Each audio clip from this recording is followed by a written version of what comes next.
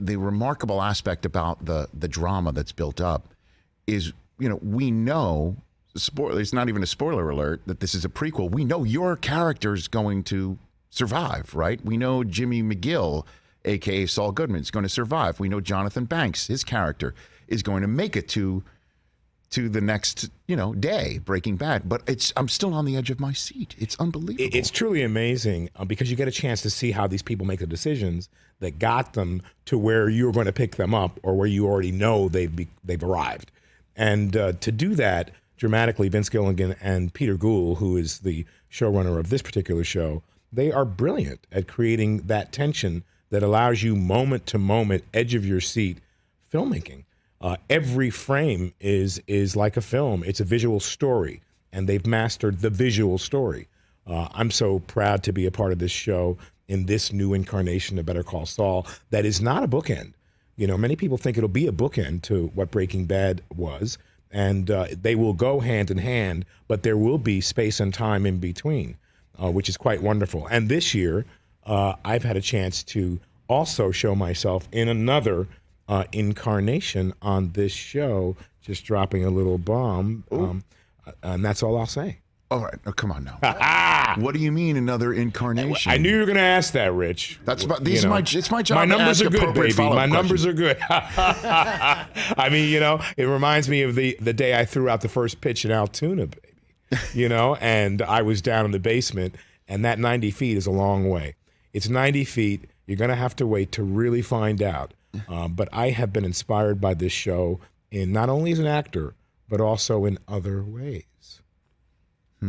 What do you think this could possibly mean, Chris? I don't know. I don't know. You're asking me. I don't know. I'm just saying. Because I'm trying to determine what you're picking up. Because if I'm putting it down correctly, okay, you will pick it up. But don't linger on it too long. Okay. Because if you pick it up. How about this? Have you played Gus Fring for the last time in your professional playing career? Oh, that's another great question. Well, I always feel like every time this ends I have, but I always feel like I have more to give.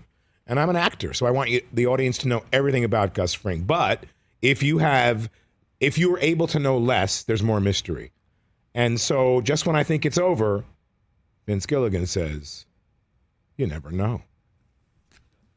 Boy, do I love that. Yeah, Gus prequel. Well, I've always wanted, I'll just say it, I've always felt in my mind there is room for the rise of Gus. This show's about Jimmy McGill. Yes. It's a reflection of who we are and what we do and what we become.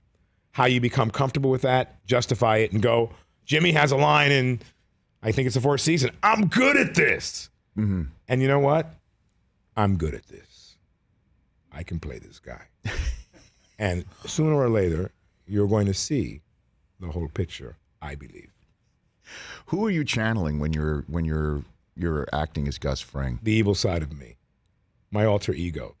Your own personal alter ego. I think, acting is a way of healing your personality. Mm-hmm. And I think when you drop into a character in such a way that I do for Breaking Bad and then recreating Gus Fring for Better Call Saul, I didn't want to do the same thing. This season for Gus, you're going to see a very different Gus than what you've seen before because of the pressure.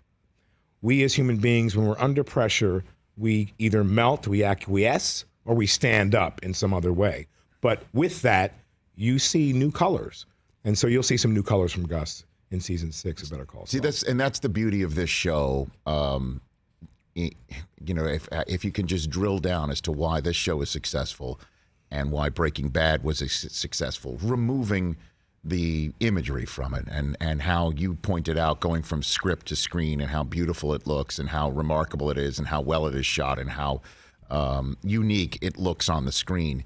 It's all about decision making and what you do in certain situations, whether it's pressure packed or it's all about decisions you make. And that's what Breaking Bad literally meant, about the character that Bryan Cranston so expertly played and was decorated for is his decision, once he got his diagnosis and what he did with it. I brought my 2 daughters to the premiere last night. I remember when they were 10, we'd go to a Greek diner. I'm the last one to order. They say, Papa, how can you be such a great actor? You can't make up your mind on a menu. They said the menu in a Greek diner is the same in every diner you go across America. And what do I want? I'm not like that when I'm working as an actor playing Gus Fring. I love what you said because I think humility is involved. For Vince Gilligan, for Peter Gould, for all the writers in the writer's room and all the folks in the set. Even though they have a template to know the rhythm and know how they do it, I think they're still team players. And they're humble and they're present. The thing I realize about being present is you never know what's going to happen. But it's hard to be present as an actor sometimes because you want to figure it out so you don't fumble the pill, right? So you rehearse like me in the basement at Altoona throwing out the first pitch, right? The guy said it's 90 feet. They made me nervous. It's 90 feet. You better practice. I'm in my hotel room with a pillow against a chair throwing the ball. If you miss, oh my God, the guy, keep your job, keep your day job, right? Yes. But you have to let all that go when you hit the field. Same thing with acting, same thing with the writers. Be present in the moment. What's happening right now that makes this show, defines this show for what it is? It's each moment that you are present, that you allow something new to take place. And then some of these scenes, I will watch it back 2-3 times. Oh, my goodness. No, because I want to make sure I'm picking up what is being said. There's always Easter eggs.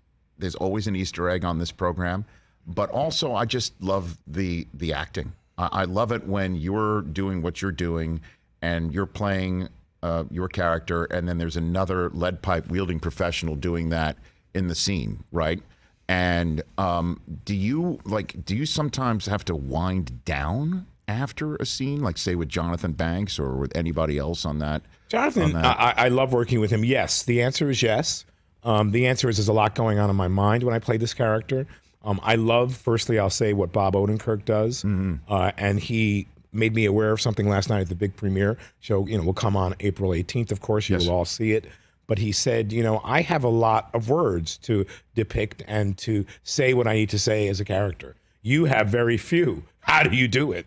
How do you allow the audience to know so much with so little to say? Yes. And for me, it's been an exercise as an actor for my physicality, my body language. You're using your physicality, body language, eyebrows, eyes, emotions, but it's all about what you're thinking inside. What are you thinking? What are you thinking?